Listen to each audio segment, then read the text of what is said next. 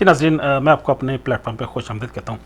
नाज़रीन, हम क्योंकि दुनिया के एजुकेशन सिस्टम के हवाले से बात कर रहे हैं, और हम जब दुनिया के एजुकेशन सिस्टम की बात करते हैं, बल्कि इससे हम एजुकेशन के हट के भी अगर हम सियासत की, तमद्दन की, मईशत की, माशरत की बात करें, हम बिज़नेस की बात करें, दुनिया इंसानी ज़िंदगी के किसी की भी पहलू को आप अगर लेंगे तो वहाँ पे आप दुनिया के मज़ाहब को इग्नोर नहीं कर सकते, आप उसको फरामोश नहीं कर सकते। क्योंकि जब आप इंसानों से डील करेंगे, वो चाहे बिज़नेस की शक्ल में करें, चाहे उनके तमद्दन, माशरत, सियासत, किसी भी एतबार से जब आप उससे इंटरेक्ट करेंगे तो फिर उनके बिलीव भी सामने आएंगी, उनकी सोच भी सामने आएगी, उनकी फ़िक्र, उनके नज़रियात भी सामने आएंगे, जिन्हें अंडरस्टैंड करते हुए, उसकी रिस्पेक्ट करते हुए आपको फिर आगे बढ़ना होगा। क्योंकि इससे इस तरह पॉसिबल नहीं है कि आप किसी फ़र्द के, किसी शख्स के, उसके चाहे पर्सनल या उसके फैमिली या उसके माशरे के जो भी बिलीव्स हैं, उसको इग्नोर करते हुए आप बेस्ट पॉसिबल इंटरेक्शन इस्टेब्लिश कर सकें। तो गोया जब हमने एजुकेशन सिस्टम पे काम शुरू किया तो फिर हमने महसूस किया कि नहीं, हमें दुनिया के मज़ाहब का भी इल्म होना चाहिए।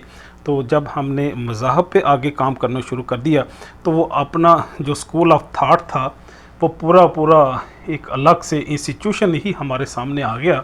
तो फिर हमें हर मज़हब का डीपली जो हमारा अपना एनालिसिस था, वो मेरी टीम ने पूरा बना के मेरे सामने यहाँ पे रख दिया है, जिसको आपके सामने मैं पेश करने की कोशिश करूँगा। तो जो हिंदू मत है, जो हिंदुइज़्म है, उनके एजुकेशन सिस्टम पे बात करने से पहले, क्योंकि दुनिया की बहुत बड़ी पॉपुलेशन ऐसी है जो हिंदू धर्म को जानती नहीं है, उसको पहचानती नहीं है, ना उनके अकायद को जानती है, ना उनके बुक्स को हम समझते हैं, ना हम उनके रिचुअल्स, प्रैक्टिस और फेस्टिवल से शनासा हैं। क्योंकि हमारे दूसरे जो एरियाज़ हैं, जो बाकी दुनिया है, उनमें क्योंकि ये सेलिब्रेट नॉर्मल नहीं होते, अगर तो होते हैं लेकिन लिमिटेड लेवल पे होते हैं, तो इतनी ज़्यादा शनासाई नहीं होती। तो हमने फैसला किया कि इन हिंदू धर्म के हवाले से, हिंदुइज़्म के हवाले से कुछ चीज़ें आपके सामने पेश कर दें, ताकि इसके बाद जब हिंदुइज़्म के एजुकेशन सिस्टम पर बात करें तो उसको अंडरस्टैंड करना आसान हो। तो हिंदुइज़्म के जो 6 फंडामेंटल गॉड्स हैं, जो सबसे बड़ा उनका खुदा है, उसको वो ब्रह्मा कहते हैं, जो क्रिएटर है, जिसने इस कायनात को क्रिएट किया। ये उनका अकीदा है, मैं उससे बहरहाल एग्री नहीं करता। हम तो जो बीइंग मुस्लिम, हम कहते हैं इस पूरी कायनात का एक ही खुदा है, एक ही रब है, वो रब्बुल आलमीन है। लेकिन हिंदू धर्म के मुताबिक इस कायनात का जो क्रिएटर है उसको ब्रह्मा कहते हैं। दूसरा है विष्णु के नाम से उसको याद करते हैं। विष्णु की फिर आगे 2 कैटेगरीज़ हैं, या 2 उसकी अशकाल हैं जो उसकी अपीयरेंस हैं। एक रामा है, दूसरा कृष्णा है। और ये प्रिजर्वर है, ये प्रोटेक्टर है, ये प्रोटेक्ट करता है इस कायनात को। तीसरा उनका जो रब है वो है शिवा को वो डिस्ट्रॉयर कहते हैं। जो चौथा है लक्ष्मी है, लक्ष्मी दौलत को डील करती है, वो रिसोर्सेज को मैनेज करती है। फिर सरस्वती है, सरस्वती नॉलेज को, इल्म को, इंफॉर्मेशन को लुक आफ्टर करती है। फिर जो छठा है वो दुर्गा है, वो दुर्गा है, काली है, ये शक्ति को डील करते हैं। तो गोया इनके ये 6 डिफरेंट गॉड्स हैं हिंदुइज़्म के। अगरचा और भी हैं लेकिन हम उसकी तरफ नहीं जाते, जिस तरह सूर्य है, चंद्रयाना है, लेकिन हम उसकी डिटेल में नहीं जाते। लेकिन ये जो 6 गॉड्स हैं इनके, जो इनकी बुक्स में, टेस्टामेंट्स में डिफाइंड हैं, जिन पे majority of the Hindu agree हैं। 4 मेजर बुक्स हैं हिंदुइज़्म की। जो एक सबसे पुरानी बुक है हिंदुओं की, वो वेदास है, उसके 4 आगे कलेक्शंस हैं। फिर उपनिषद है, भगवत गीता है, रामायण है, महाभारत है। रामायण और महाभारत ये चौथी जो कैटेगरी है, ये एक्चुअली एक ही किताब के 2 पार्ट हैं। इनके जो रिचुअल्स हैं, जो प्रैक्टिसेस हैं, जो मेडिटेशन है हिंदुइज़्म का, जो जो प्रैक्टिकली परफॉर्म करते हैं वो 5 कैटेगरीज हैं। पहली कैटेगरी इनकी योगा है, एक्सरसाइज करते हैं और हम इसको देखते भी हैं, अच्छी बात है, एक्सरसाइज करनी चाहिए। मेडिटेशन है, इबादत करते हैं, ये जिसको ज्ञान भी कहते हैं, ज्ञान के नाम से भी ये लोग याद करते हैं। फिर पूजा है, जो मंदिर में, टेंपल में बुतों की, जो इनके खुदा हैं उनकी जो पूजा करते हैं। फिर जो इनकी चौथी प्रैक्टिस है वो फेस्टिवल्स है, वो चाहे होली हो, दिवाली हो, और उसको सेलिब्रेट करते हैं। तो गोया इनकी 4 ये बड़ी बड़ी रिचुअल्स हैं, प्रैक्टिसेस हैं या प्रैक्टिकल परफॉर्मेंस हैं जो अपने हिंदुइज़्म को परफॉर्म करते हैं।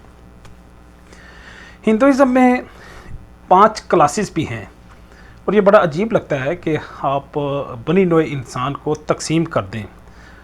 इस्लाम बहरहाल इसकी नफ़ी करता है, लेकिन इसके बावजूद भी इस्लाम के अंदर भी लोग इंसानों की तखसीस करते हैं, वो चाहे बरादरी के नाम से हो, चाहे कौमियत के नाम से हो, चाहे किसी के पेशे के अतबार से हो।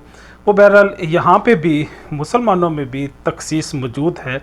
टर्किश, ईरानियन, पाकिस्तानी, बांग्लादेश, अफ़गानी, ये भी अपनी एक तखसीस मौजूद है। ज़ुबानों के नाम पे भी मौजूद है।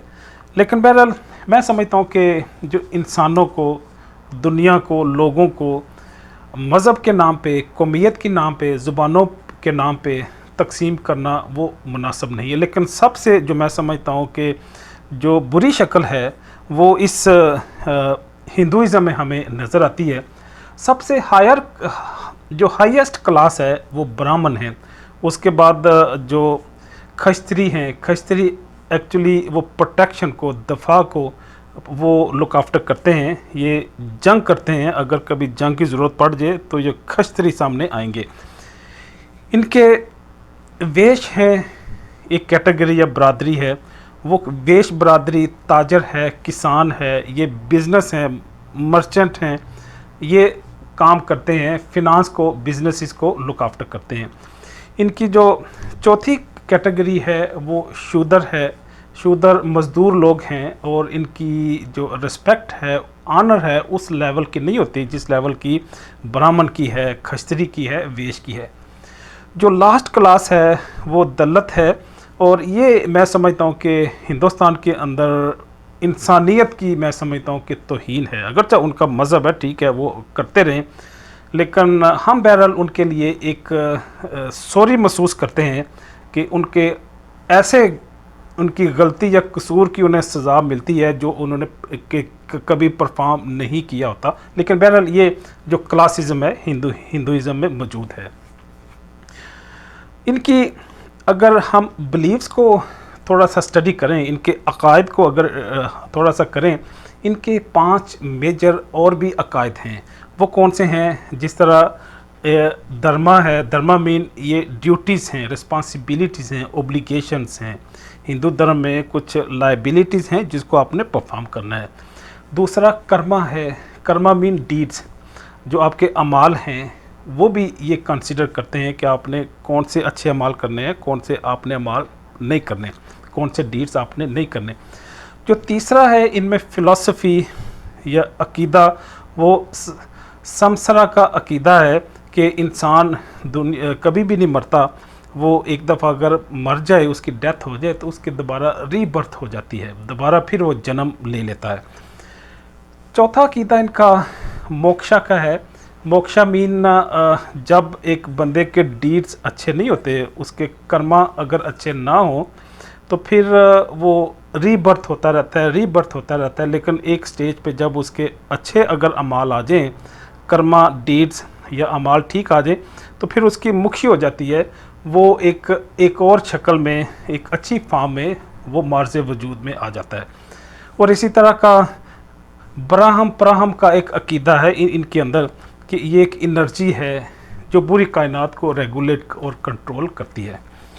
तो गोया ये हिंदुइज़्म का छोटा सा तारफ़ आपके सामने पेश करना मकसूद था कि जब हम इसके बाद हिंदुइज़्म के जो एजुकेशन सिस्टम के हवाले से अगर बात करें तो आपके लिए इस तनाज़र में हिंदुओं के अकायद को अंडरस्टैंड करते हुए उनके एजुकेशन सिस्टम को भी अंडरस्टैंड करना आसान हो। इजाज़त चाहूँगा। अल्लाह हाफिज़।